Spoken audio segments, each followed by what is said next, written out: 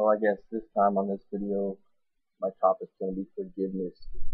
And I want to start out with saying to anybody who ever watches this video, and I'm sure that there's going to be a lot that don't actually get to see it, but I've been a total asshole and total dick to many people for no reason. They absolutely did not deserve it, and I'm sorry. I'm going to do my best, seriously, to make myself a better man, do what I can to do what's right. And I know some of the things I've said and done to people are going to be lasting. It's going to be hard for them to forgive me if they don't respond. But at least I want to let you know that I am sorry. But it's forgiveness kind of all comes back to love, like it was in my first video. But this is an interesting testimony, and it kind of started. The ball got rolling about last Thanksgiving when one of my best friends from like middle school came back from juvie, and he was, in a boys' home on a boys' ranch, learning all kinds of things, trying to better himself as a man.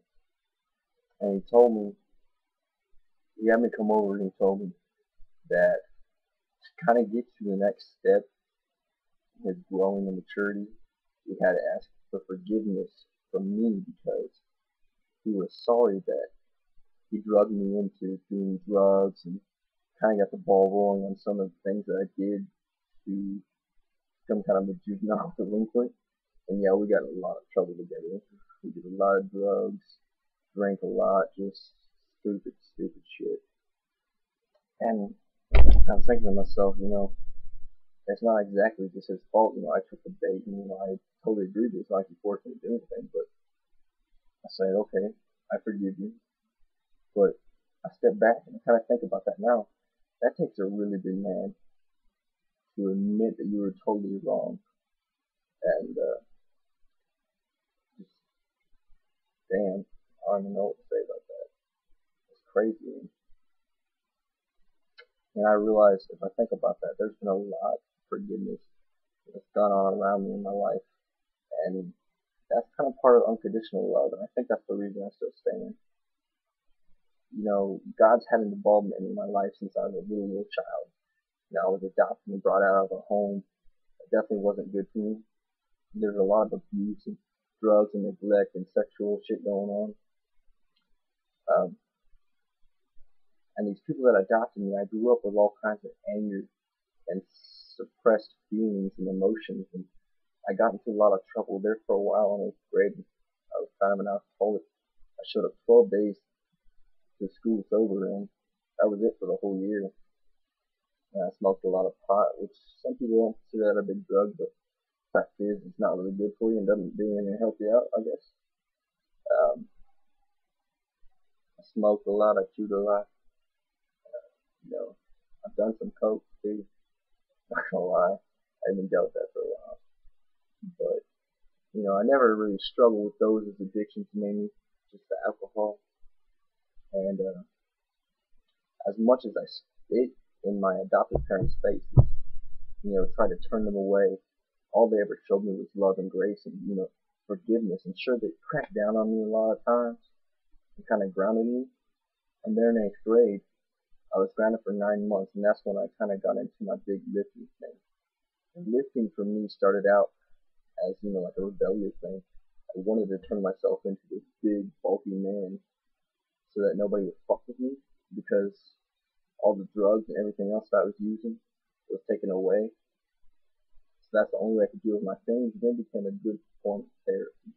I think this can work for anybody. It really just depends on how you use it. But it gave me a lot of time to think and a lot of time to use all my emotions and put it towards something positive. And it had positive reactions in my body and my mind. Your mental health and your physical health go hand in hand. So, I don't know. So I became, this big kind of, some people thought I was big and some bulky kind of kid, but I never really thought I got that big. There's been a lot bigger people than me. And the fact is, I abused that, gift and ability that I got for a while. I started to fight a lot and hurt people for no reason that didn't deserve it. That's totally wrong. Eventually, that didn't work anymore, though. I kind of like When I realized that probably was the first time I broke my back, I realized I'm never going to be able to get as big as I want to be. Because now my back can't handle it. Um, and then I went to Florida about a month ago, and I was only supposed to be there 2 weeks, but I ended up getting stuck because I couldn't afford a plane ticket back. I wasn't very wise with my money while I was down there. I spent too much. So I got stuck one extra week. And the first week I was there was a really, really cool spiritual experience. And after that, all the kind of pain, the problems, and everything that went on there, you know, it just kind of got to me. And I hate to admit that I'm a religious man. I tell people all the time that I'm not a religious man. It's just that I have too much pride to swallow to admit that. But I was at church with my Uncle Willie down in Florida when we were having a conversation outside after the service, and he said, I want to plant a seed in you, King.